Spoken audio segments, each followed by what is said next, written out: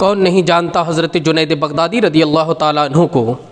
آپ کی جوانی کا عالم ہے، اب اتنے بڑے پہلوان ہیں کہ آپ کے مد مقابل کوئی ٹھہرنے کے لیے تیار نہیں ہوتا۔ آپ ہمیشہ بادشاہ کے پاس بیٹھے رہا کرتے تھے، چونکہ آپ سے کوئی کشتی لڑنے والا ہی نہیں تھا۔ ایک دن آپ بادشاہ کے پاس بیٹھے ہوئے ہیں کہ دربان آتا ہے اور آ کر کے کہتا ہے بادشاہ سلامت، ایک شخص آیا ہے اور وہ کہہ رہا ہے کہ میں جنید سے مقابلہ کروں گا، میں جنید سے کشتی لڑوں گا۔ تو بادشاہ نے کہا وہ کون ہے؟ ابھی تک تو کوئی بھی نہیں آیا جو جنید کا مقابلہ کر سکے، مگر یہ کون ہے؟ تو اس نے کہا وہ بہت کمزور آدمی ہے اور صبح سے میرا پیچھا لیے ہے کہ مجھے بادشاہ سے ملنے دو اور میں جنید سے مقابلہ اور کشتی لڑوں گا۔ بادشاہ نے کہا اسے اندر لے کر کے آؤ۔ جب وہ شخص اندر آیا تو بہت کمزور ہے، ایسا لگ رہا ہے کئی دن کا بھوکا اور پیاسا ہے، جسم بھی صحیح طریقے سے اس کا دکھائی پڑ رہا ہے کہ بہت کمزور ہے۔ بادشاہ نے کہا تمہارے ہوش تو سلامت ہے؟ کیا تم جنید کا مقابلہ کرو گے؟ تو اس نے کہا ہاں میں جنید سے کشتی لڑوں گا۔ بادشاہ نے کہا ٹھیک ہے، جب تمہاری یہی تمنا ہے تو لڑنے کے لیے تیار ہو جا، فلاں تاریخ کو تمہارا جنید کے ساتھ مقابلہ ہوگا۔ مثلاً اس نے تاریخ کو متعین کر دیا کہ 10 تاریخ کو تمہارا مقابلہ ہوگا۔ وہ شخص چلا گیا، حضرت جنید بغدادی رضی اللہ تعالیٰ عنہ آپ بھی چلے گئے۔ جب وہ 10 تاریخ آتی ہے تو بادشاہ نے سارے لوگوں میں یہ اطلاع دے دی کہ جنید کا مقابل مل گیا ہے، جنید سے مقابلہ کرنے والا ہم نے تلاش کر لیا ہے۔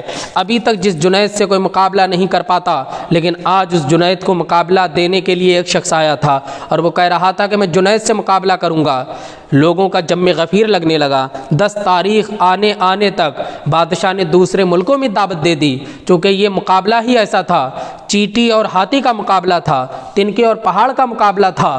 کہاں حضرت جنید جیسا شاہ سوار، حضرت جنید جیسا بہادر، اور کہاں وہ ایک کمزور آدمی۔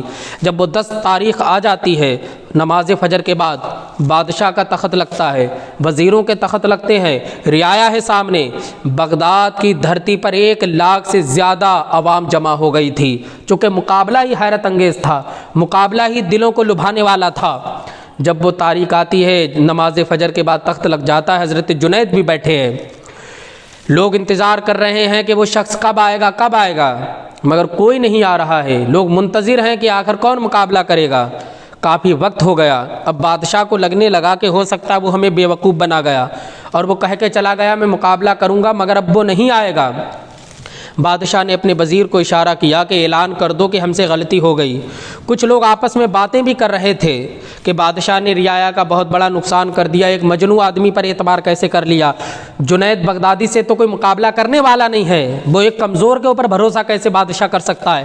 لوگ یہ باتیں کر ہی رہے تھے کہ لوگوں نے دیکھا بغداد کی شاہراہ پر ایک گھوڑا آ رہا ہے، اور گھوڑے کی ٹاپو کو جب سنا تو سارے لوگوں کی توجہ ادھر چلی گئی اور لوگ دیکھنے لگے ہیں کہ کوئی آ رہا ہے۔ جب قریب میں آیا تو لوگوں نے دربان سے پوچھا کہ یہی وہ شخص ہے جو ابھی چند دن پہلے بادشاہ کے دربار میں آیا تھا اور اس نے کہا تو جنید سے مقابلہ کروں گا؟ تو اس نے کہا ہاں یہ وہی شخص ہے، یہ وہی شخص ہے۔ اس نے نشاندہی کر دی۔ جب وہ قریب میں آتا ہے، حضرت جنید بغدادی رضی اللہ تعالیٰ عنہ سے دیکھتے ہیں اور آپ تعجب کرتے ہیں آخر یہ مجھ سے کشتی لڑنے پر تیار کیوں ہو گیا، یہ تو بہت کمزور ہے۔ وہ آ جاتا ہے میدان میں، اکھاڑے میں کھڑا ہو جاتا ہے۔ حضرت جنید کو بغداد کا بادشاہ اشارہ کرتا ہے جنید تم بھی اکھاڑے میں جاؤ۔ حضرت جنید بغدادی رضی اللہ تعالیٰ عنہ شیر کی طرح ڈیل لے کر کے جب آپ اکھاڑے میں اترے اور جب اس کمزور شخص کے پاس گئے تو کمزور شخص بھی کھڑا ہوا ہے۔ حضرت جنید بغدادی بڑی حیرت میں ہیں، آخر یہ کمزور شخص مجھ سے مقابلہ کیوں کرنے کے لیے تیار ہو گیا؟ اسے تو میں 2 منٹ کے ہی اندر میں سے چت کر دوں گا اور جیت جاؤں گا، لیکن آخر یہ کیوں لڑنا چاہ رہا؟ حضرت جنید بغدادی رضی اللہ تعالیٰ عنہ بھی اکھاڑے میں گئے، وہ بھی کھڑا ہوا، وہ انہیں دیکھ رہا اور یہ اسے دیکھ رہے ہیں۔ اس نے بڑی حسرت بری نگاہ سے حضرت جنید بغدادی کا چہرہ دیکھا اور آگے بڑھا۔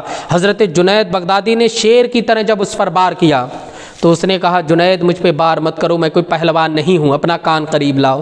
جب حضرت جنید نے اپنا کان قریب کیا، کہا اے جنید میں کوئی پہلوان نہیں ہوں، نہ تو میں کشتی کے داؤں پیچ جانتا ہوں، نہ کبھی اکھاڑے میں گیا ہوں، میں ایک آل رسول سید زادہ ہوں اور میں اتنا زیادہ اس ٹائم مفلسی اور غریبی کے عالم میں ہوں کہ میرا پورا پریوار اور خاندان ایک جھاڑیوں میں چھپا ہے، سید زادیوں کے سروں پر روپٹے رکھے ہوئے ہیں، مگر بھوک اور پیاس کی شدت سے وہ بے حال اور بے چین و بے قرار ہیں۔ ہر دن آتا ہوں کہ شہر میں جاؤں گا، لوگوں سے مانگوں گا اور لا کر کے تمہیں کھلاؤں گا، مگر لوگوں سے مانگنا مجھے گوارا نہیں ہے۔ کیوں؟ میں رسول اللہ کا شہزادہ ہوں، میں نواسہ رسول ہوں، میں کیسے مانگ سکتا ہوں؟ جب جنید نے اتنا سنا اور اس نے جنید سے کہا، ہے جنید اگر آج تم ہار گئے، جب میں بغداد آیا لوگوں نے مجھے بتایا کہ ایک جنید نام کا پہلوان ہے، وہ اہل بیت سے بہت محبت کرتا ہے، تو میرے دل میں خیال آیا کہ جنید سے مقابلہ کروں اور جنید کو ہراؤں، اس سے کہوں تو ہار جا۔ اگر جنید ہار گیا تو مجھے بہت انعام و اکرام ملیں گے اور میں اپنے خاندان کی حفاظت کروں گا، کفالت کروں گا۔ اے جنید تم جانتے ہو کہ کربلا میں ہمارا خاندان کس طریقے سے لوٹ لیا گیا ہے، بھوکا اور پیاسا رکھ کر کے شہید کر دیا گیا۔ حضرت جنید بغدادی خاموش ہیں، بالکل سکتہ طاری ہو گیا۔ آپ کا گرم خون ٹھنڈا پڑ جاتا ہے سید زادے کی بات کو سن کر کے۔ اب اس نے حضرت جنید بغدادی رضی اللہ تعالیٰ عنہ سے کہا، جنید آج ہار گئے تو میدان محشر میں جیت کی دستار اپنے نانا جان سے تمہارے سر پہ سجواؤں گا۔ آج ہار جاؤ جنید، رسول اللہ سے جیت کی دستار تمہیں عطا کرواؤں گا میں۔ حضرت جنید نے کہا ٹھیک ہے، میں تھوڑی دیر تک تم سے داؤں پیچ کروں گا، آخر میں ہار جاؤں گا۔ حضرت جنید نے بار کیا، سید زادے نے بار کو کاٹ کر دیا، پھر اس نے جب بار کیا تو ایک ہی بار میں حضرت جنید زمین میں گر جاتے ہیں۔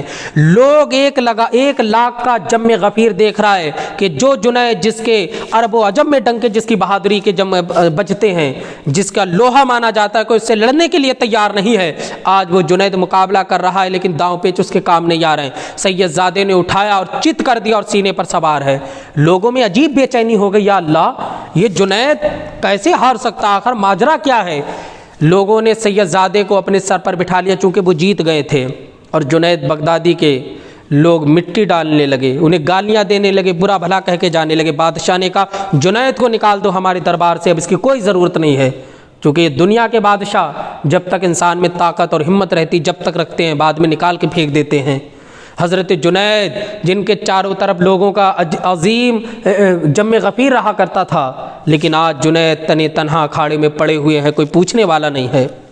حضرت جنید بغدادی ظہر کی نماز کے بعد وقت خود اٹھتے ہیں اور اپنے گھر آتے ہیں، وضو کرتے ہیں، نماز پڑھتے ہیں، نماز مغرب پڑھتے ہیں، عصر پڑھتے ہیں اور عشاء پڑھ کے جب اپنے بستر پہ جاتے ہیں تو رونے لگتے ہیں زار و قطار، اور ایک ہی جملہ ان کے کان میں گھوم رہا تھا کہ آل رسول نے کہا تھا کہ یہاں ہار جاؤ، میدان محشر میں جیت کی دستار مصطفیٰ سے دلواؤں گا۔ کب وہ دن آئے گا، کب یہ سانسیں ختم ہوگی، کب مجھے موت آئے گی اور کب میں رسول اللہ کی بارگاہ میں ہوں گا جہاں اولین و آخرین ہو گئے اور رسول اکرم صلی اللہ علیہ وسلم اپنے دستے مبارک سے ہمارے صحرا باندھیں گے جیت کا۔ حضرت جنید بغدادی روتے جا رہے ہیں، کہہ رہے ہیں کب یہ زندگی بے وفائی کرے گی، کب مجھے موت آئے گی۔ اسی عالم میں، سونے کے ہی عالم میں آپ کو سرکار دو عالم صلی اللہ تعالیٰ علیہ وسلم کا دیدار ہو گیا۔ جب سرکار کا دیدار ہوا اور سرکار نے فرمایا جنید جو ہمارے اہل بیت کے لیے قربانی دیتا ہے ہم اس کا انعام اسے دنیا میں بھی عطا فرماتے ہیں اور میدان محشر میں بھی عطا فرمائیں گے۔ یہ لو چادر، جنید کو سر پر دستار باندھی جیت کی۔ سرکار نے اور حضرت جنید کی قسمت کا ستارہ بلند ہو گیا۔ اب سویرے سویرے نسیم سحر نے ہوا دے دی، نسیم سحر نے سب کو بتا دیا جا کر کے کہ جنید کے خواب میں سرکار آئیں۔ اب نماز فجر کے بعد پورا بغداد جنید بغدادی کے دروازے پر کھڑا ہے، بادشاہ بھی کھڑا ہے۔ حضرت جنید باہر نکلے، بادشاہ نے کہا مبارک ہو، سرکار کی زیارت ہوئی ہے تمہیں، اور اس نے اپنے کاندھے پر حضرت جنید بغدادی کو اٹھا لیا۔ جب جنید بغدادی کو کاندھے پر اٹھایا سب مبارکباد پیش کر رہے ہیں، اور بادشاہ بولا آج سے تم بادشاہ ہو اور میں تمہارا غلام ہوں، یہ اہل بیت کی قربانی کا صلہ ملا ہے۔ اتنے میں ایک آواز آئی جیت کی دستار مبارک ہو۔ جب جنید بغدادی نے پیچھے مڑ کر دیکھا تو وہی آل رسول ہیں جنہوں نے کہا تھا تو ہار جا نانا سے جیت کی دستار بنوائیں گے۔ تو یہ وہ مصطفیٰ جان رحمت کا گھرانہ ہے کہ اس گھرانے کی جو خدمت کرتا ہے دنیا میں بھی عیش ملتا ہے اور آخرت میں بھی اللہ رب العزت سے نوازتا ہے۔ اللہ پاک ہمیں سرکار